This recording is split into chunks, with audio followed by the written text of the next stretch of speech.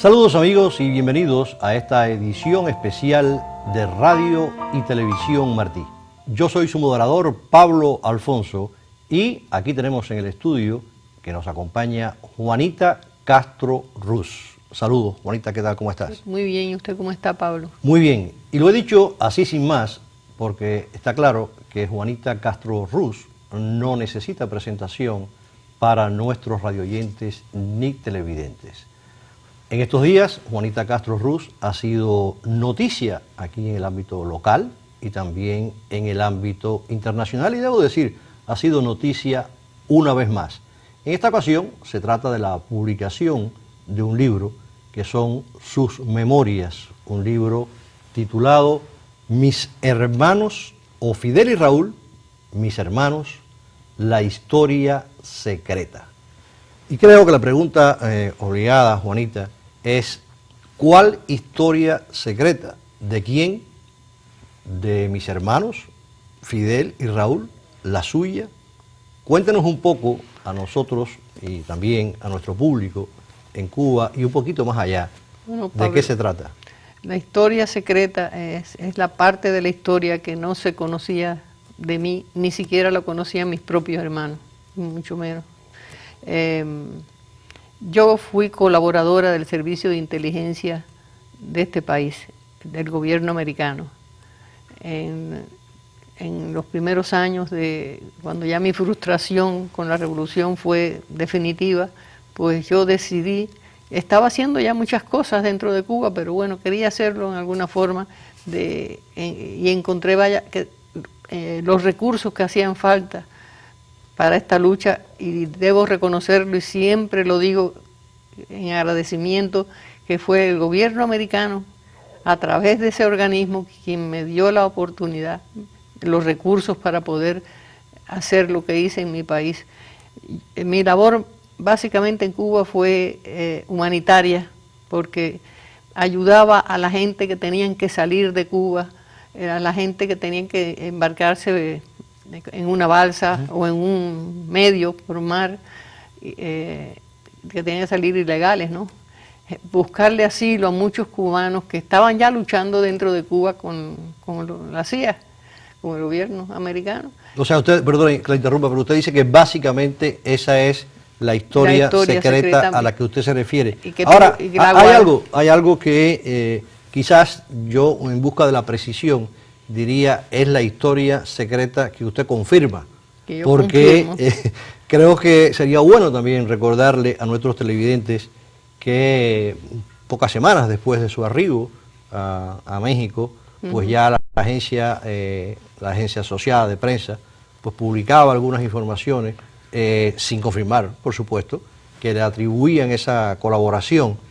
Y también el señor exagente de la CIA, desertor después de la CIA, Philip Agee, en 1975, en el libro titulado Inside the Company, hablaba también un poco de sus vínculos. Y más recientemente, hace apenas 4 años, Ted Shackley, que fue uno de los altos jefes de la CIA en Miami, y que escribió precisamente un libro titulado Maestros de Espías, Spice Master. Sí. Pues hablaba incluso de su vínculo con la CIA y que había sido usted contactada para eso por la ya fallecida ex embajadora de Brasil. Exacto. En La Habana, Virginia Leitao. O sea que en el ámbito del secreto, hasta donde podemos decir, usted lo que viene ahora es a confirmarnos que sí, que efectivamente, de alguna manera, pues usted colaboró con la CIA en ese trabajo de asistencia. Pero cuando yo estaba asistiendo, cooperando con ellos, no lo sabía nadie. Claro, claro. Porque yo no creo que hubiera podido hacer lo que hice si yo llego vaya, en algún momento a fallar en cuanto a dar la noticia. Y siempre me lo reservé porque había muchas personas, inclusive, que se quedaron hasta en Cuba, vaya, colaboraban conmigo ayudándome a esconder gente. Cuando yo salí, yo saqué un grupo de personas por México, pero se quedaron otras personas allá. Ahora sí, esto sí lo sabían y se anticiparon un poco a usted, un poco en decirlo. Bueno,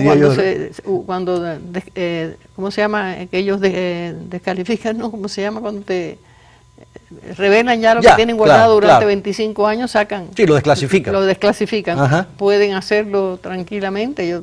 Claro. Ahora, Juanita, una pregunta que le quería hacer. Usted, este libro, decía la periodista que lo escribió, que es una lástima además que no esté aquí con nosotros, iba a estar, pero tuvo que marcharse. Me hubiera gustado muchísimo que ella hubiera participado también en esta conversación, estoy seguro que usted también. Seguro. Decía pues que ese libro usted se lo dictó de alguna manera, lo narró, lo grabó, y que estuvo ahí durante 10 años madurándose en una gaveta.